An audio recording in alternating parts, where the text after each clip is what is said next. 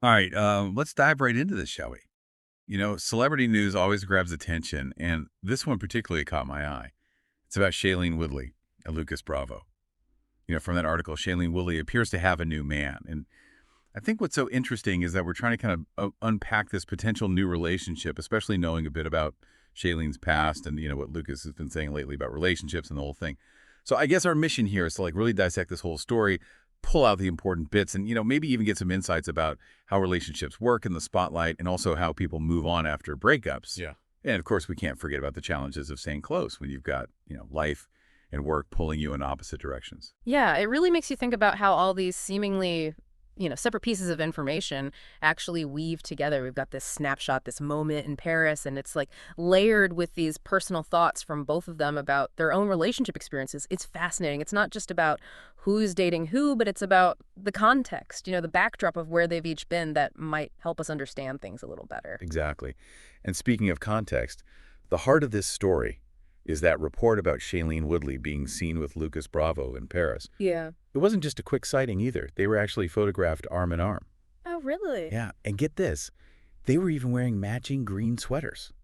Talk about a visual cue. Wow, matching sweaters. That's definitely a statement. Right, it definitely makes you think there's something more than friendship going on. Yeah. The article pretty much frames it as a potential new romance. I mean, those matching sweaters are a pretty strong hint, right? It's the kind of thing that sparks all those rumors, and you can't deny it suggests a connection, something intentional. But of course, we can't just jump to conclusions based on one photo. Of course not. But it does make you curious, right? I mean, to understand where Lucas Bravo might be coming from in all of this, we should probably consider that interview he did with C Magazine earlier this year.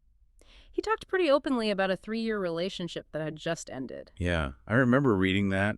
He was really honest about why things didn't work out.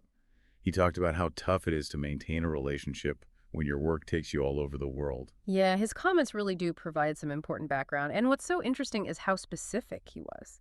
He didn't just say long distance is tough. He really went into detail about how little time he had to reconnect with his partner and how much pressure there was to make those moments count, to always be the best version of himself.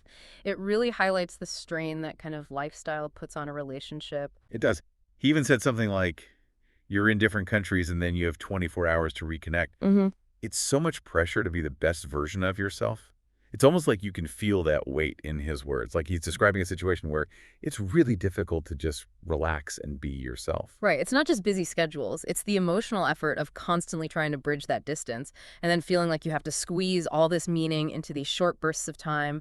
It makes you wonder how anyone in the public eye manages to have a normal personal life. For sure. Yeah. And on Shailene's side of things, there's her past relationship with Aaron Rodgers, Yeah. the NFL star. Mhm. Their engagement back in 2020 was huge news, but they broke up in early 2022. To understand her perspective now, we should probably look at what she said about that breakup. She was pretty candid in an interview with Outside Magazine last December. Yeah, that Outside Magazine interview is really revealing, I think. It gives us some valuable insight into what she was going through emotionally after that relationship ended. What struck me was that she described the relationship itself as beautiful, but also acknowledged that it wasn't right for her, ultimately. That's interesting. Yeah. It suggests that it wasn't a messy breakup, but more of a realization that they were on different paths. Right, and she went on to talk about some really personal stuff, too. She admitted that she went through a period of deep depression after the breakup. It wasn't just, feeling sad. It was a serious emotional low point. Wow. And she even said that she felt she stayed in the relationship longer than she should have because she was so focused on Aaron's well-being.